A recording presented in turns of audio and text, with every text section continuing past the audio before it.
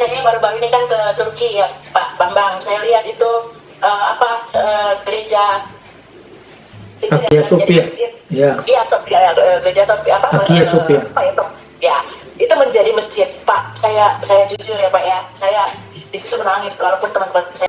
Salam saudara yang dikasihi Tuhan, salam damai sejahtera bagi kita semua. Jumpa lagi di channel ini. Bagaimana kabarnya saudara?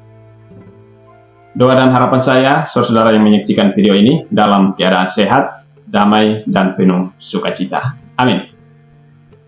Ya, saudaraku sekalian, pada kesempatan ini saya akan tampilkan bagi kita semua video jawaban yang sangat cerdas dan pastinya bisa menambah iman dan wawasan kita dari Bapak Dr. Bambang Nursena, yang ketika ditanya soal di negara kita masih banyak yang intoleran, yang membubarkan umat Kristen yang sedang beribadah, bahkan ada oknum pemerintah yang ikut-ikutan intoleran. Dan juga jawaban cerdas dari Bapak Bambang Nursena ketika ditanya soal gereja di Turki yang viral beberapa waktu lalu teman-teman ya, yang diubah menjadi masjid. Nah, saudaraku sekalian, mari sama-sama kita simak videonya yang ada berikut. Baru nanti kita berikan tanggapan kita. Berikut videonya. Salam kenal Pak Bambang. Iya, salam. Saya dari Gereja Ortodoks di Medan Pak. Saya yang mau bertanya, ini kan tema kita bahwa gereja di zaman sekarang ini jadi kehilangan lambang atau ya istilahnya kehilangan makna. Yang saya mau tanya Pak, khususnya di Indonesia ini sekarang banyak tantangan yang dihadapi oleh gereja, termasuk salah satunya di Indonesia ini pelarangan ibadah khususnya bagi kita umat Kristiani. Jadi bagaimana peran seorang hamba Tuhan atau yang sudah sudah ada istilahnya di sebuah lembaga atau gereja wadah untuk memberikan pedoman atau pandangan atau membela kebenaran di tengah-tengah orang-orang yang menjatuhkan atau melarang sekarang ini ibadah di gereja. Karena banyak khususnya di Medan ini Pak, udah ada salah satu lembaga yang termasuk dengan saya, kami berjuang terus untuk menyuarakan sesuai dengan undang-undang yang sudah tertulis, malah terus pun kalau hanya kami juga yang bersuara-suara tidak akan tidak akan begitu kuat ya kalau hanya satu orang atau dua orang.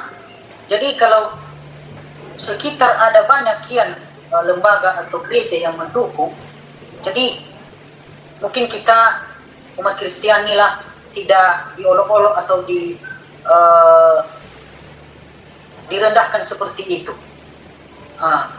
Jadi saya berharap dari Pak Bambang saran dan jalan keluar bagaimana lembaga-lembaga atau peran gereja khususnya hamba-hamba Tuhan untuk membela kebenaran sesuai dengan undang-undang yang berlaku di Indonesia ini.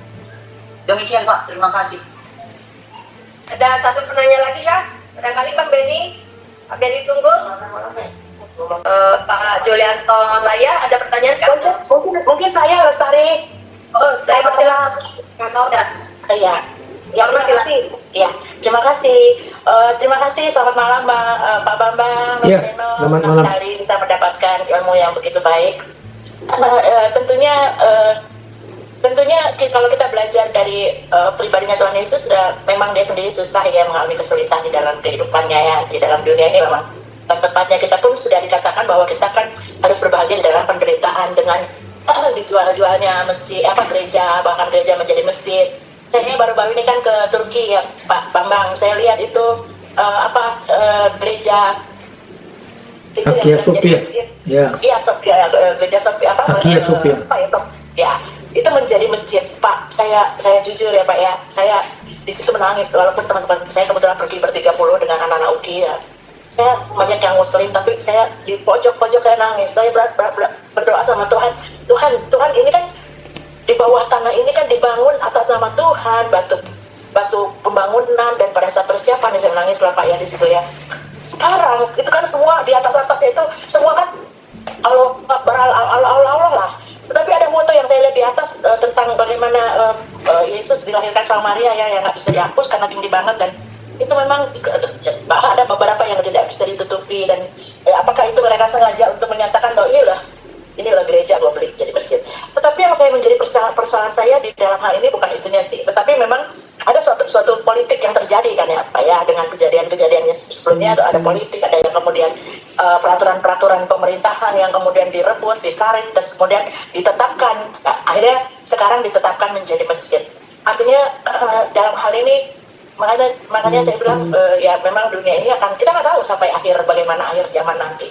Tapi kenyataannya bukan saja dari sudut-sudut yang seperti Pak Bambang katakan, tetapi dari sudut politik, dari sudut bukan hanya saja jumlah kekuatan mereka yang memang lebih banyak karena mereka seperti pasir di laut kan ya, di pinggir laut gitu. Tapi memang Tuhan bilang, hai Bethlehem, walaupun kau kecil sekali kau daripadamu akan lahir terbesar.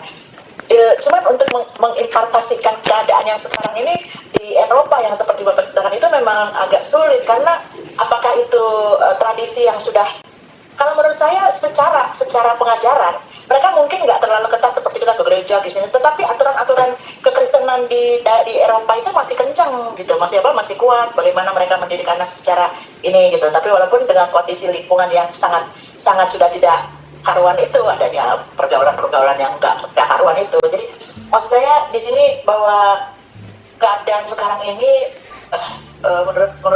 menurut saya atau menurut Pak Bambang juga, bagaimana sikap kita, bagaimana kondisi kita gitu untuk melakukan ini, karena dari kita gereja itu dari semua sudut ya, seperti tadi politik, udah dari jumlah besar, dari keadaan situasi dikondisikan seperti itu gitu. Itu sih Pak Bambang, saya mohon kira-kira yang realistis aja sebagai anak Tuhan, kita harus ngapain di samping berdoa. Ya, berdoa dari pasti. Ya, terima kasih Pak Bambang, terima kasih Lestari, Tuhan berkati. Ya, terima kasih saudara-saudara. Jadi apa yang kita lakukan ya, kalau memperjuangkan hak kita itu saya kira harus ya, karena itu hak kita sebagai warga negara. Artinya kita punya kewajiban, kita penuhi. Kalau dalam konteks Indonesia kita bayar pajak, kita taat hukum. Tapi yang menjadi hak kita harus kita perjuangkan. Ya, kita sadar bahwa secara iman ya memang ketika situasi buruk yang memang tidak bisa dihindari, maka seperti yang Rasul Petrus katakan, lebih baik kita menderita sebagai seorang Kristen. Tapi sebagai seorang warga negara yang baik ya, kita harus menyatakan kebenaran, memperjuangkan hak kita. Tapi yang harus kita lakukan, karena kita ini kan masyarakat majemuk ya, maka perjuangan kepada hak-hak kita yang dirampas, hak-hak kita yang ditindas, termasuk mendirikan gereja, melakukan ibadah, itu kan hak yang dijamin oleh Undang-Undang Dasar, yang dijamin oleh konstitusi. Tapi memperjuangkannya secara bersama tidak bisa hanya kalangan Kristen saja. Mari kita rangkul semua umat beragama di Indonesia, sehingga perjuangan kita itu nanti tidak menjadi dikutub-kutubkan dengan agama lain. Ya, misalnya ketika orang Kristen bentuk front pembela Kristen, lah nanti yang sebelah juga bikin front pembela Islam, itu nanti menjadi pengkutub-kutuban. Saya lebih suka dengan gerakan-gerakan kebersamaan. Misalnya teman-teman Muslim dari misalnya kelompoknya Gus Aan di Jawa Timur ya, Jaringan Umat Islam Anti Diskriminasi. Setiap ada gereja yang dipersekusi atau dilarang, mereka yang bergerak lebih dulu. Dan ini menjadi contoh yang baik supaya di satu pihak kita memperjuangkan hak kita sebagai warga negara yang ditindas, yang dirugikan, tapi di pihak lain kita tetap menjaga kebersamaan kita dengan umat agama yang lain. Dengan cara itu maka kita bisa mencegah tidak terjadinya pengkutub-kutuban dalam masyarakat. Jadi kalau kita melalui pola pendekatan yang seperti itu, saya kira itu akan di satu pihak ya bisa memperjuangkan hak kita, tapi di pihak lain kita meminimalisir resikonya untuk terjadi pembenturan-pembenturan di masyarakat. Ya memang kalau kita merasakan ya bagaimana orang beribadah di tempatnya sendiri tidak boleh. Ya, itu yang terjadi, tapi juga kadang-kadang juga tidak fair ya, misalnya pembangunan yang dilakukan oleh pemerintah pusat dimanapun juga, di daerah-daerah baru, pemekaran wilayah, itu selalu membangun masjid dengan fasilitas negara. Nah sementara Kristen di sana ya welcome aja, karena mereka Kristen itu kan memang budayanya lebih terbuka ya.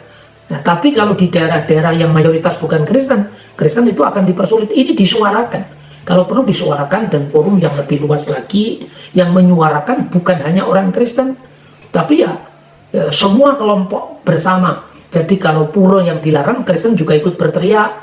Kalau gereja yang dilarang, Hindu juga ikut berteriak. Islam juga ikut membela. Jadi artinya keutuhan, kebersamaan masyarakat kita terjaga, kerukunan terjaga, tapi tidak ada hak seorang pun dari warga negara atau sekelompok warga negara yang dirugikan.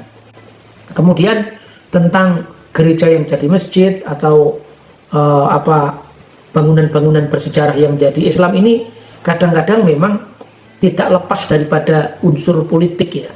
Kenapa dulu zamannya Mustafa Kemal, ketika Turki dari bentuk kekhalifahan ya, Khilafah Utsmaniyah itu jatuh pada tahun 1923 dan kemudian diganti dengan Republik Turki yang sekuler dipimpin Mustafa Kemal yang menginspirasi dunia berkembang saat termasuk Bung Karno dari Indonesia, terinspirasi oleh gerakan memisahkan agama dari negara.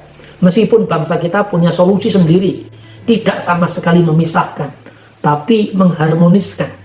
Jadi gereja negara masih boleh campur tangan dalam batas-batas tertentu memberikan fasilitas, tapi negara tidak boleh terlalu campur tangan dalam urusan agama. Sementara di paradigma sekuler, agama sama sekali dipisahkan dari negara.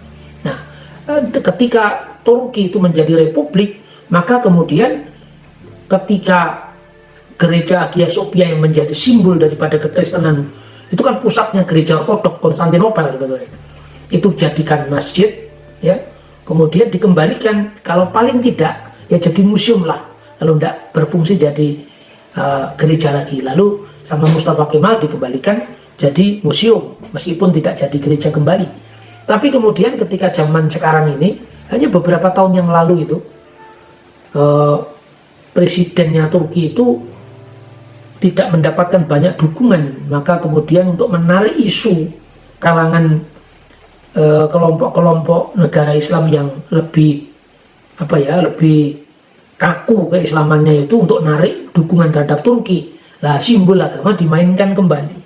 Ini pun yang sudah terjadi dan bisa terjadi dan sedang terjadi di negara kita.